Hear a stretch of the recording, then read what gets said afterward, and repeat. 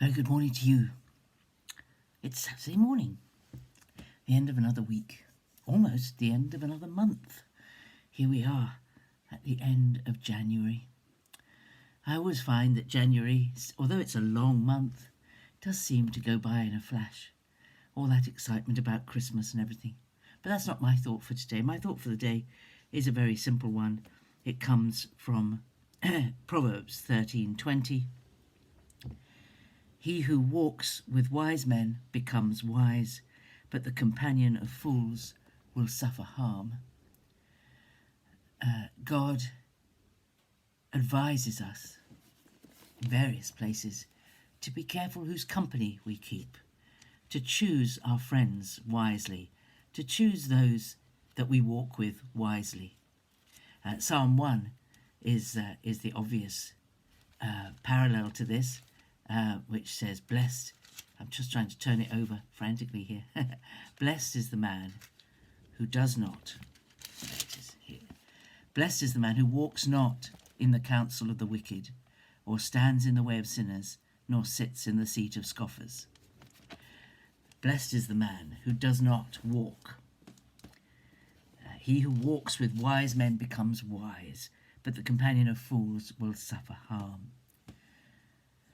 We need to be careful who we listen to, who we spend our time with. Now, on the converse, those who are foolish and unwise and don't know God are very unlikely to get to know God unless Christians mix with them and talk with them, but are persistent.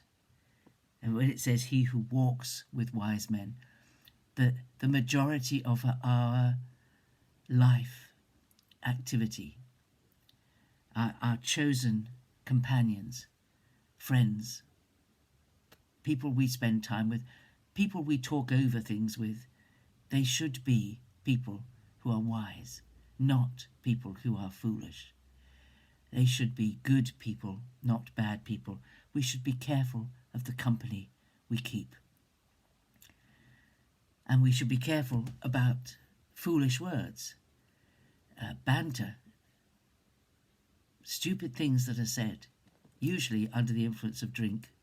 We haven't come to that in Proverbs. It's been all about adultery and how faithful we are and so on. But this here is, he who walks with wise men becomes wise, but the companion of fools will suffer harm. Now, there's lots of instances in the scriptures that illustrate this point. The most prominent one, I suppose, is Solomon's son, Solomon, the great wise man who wrote all these proverbs.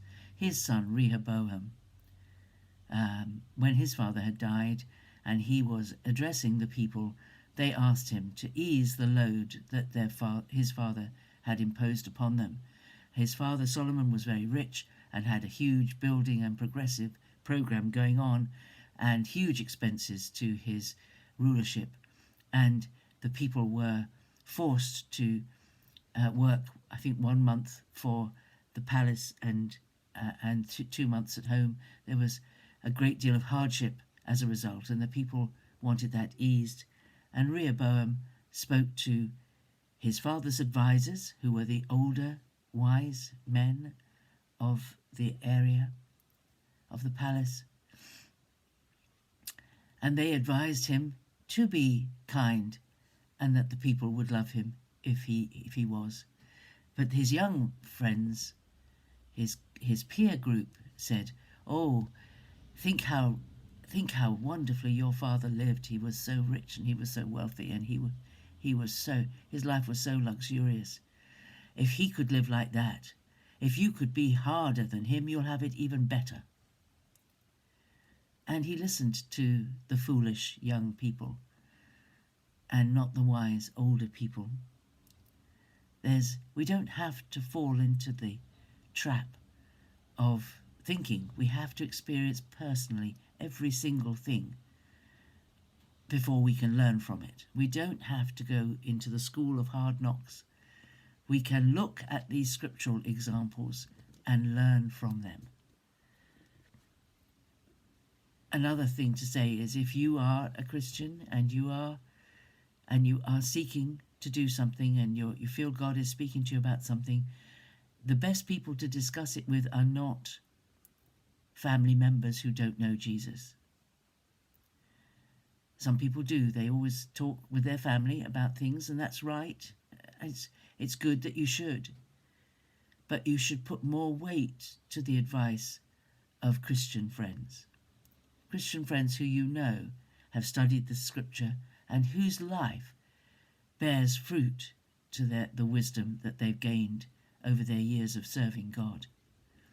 And then the best place to go with any big decision is back to the Lord.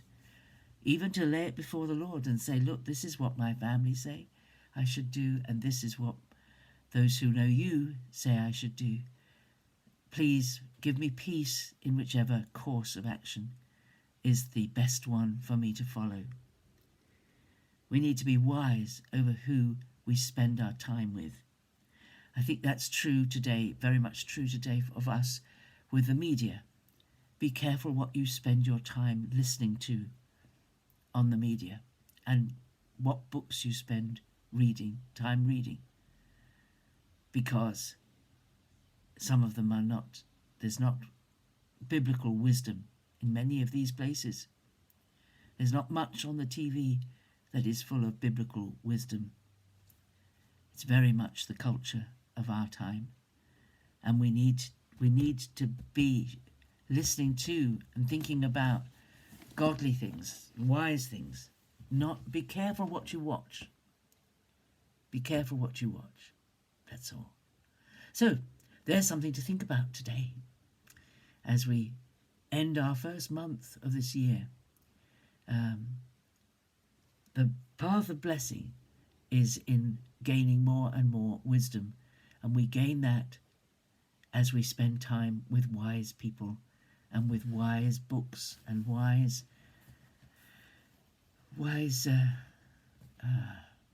ideas and thinking. I hope that's helpful. I look forward to seeing you again tomorrow. God bless you. Bye-bye.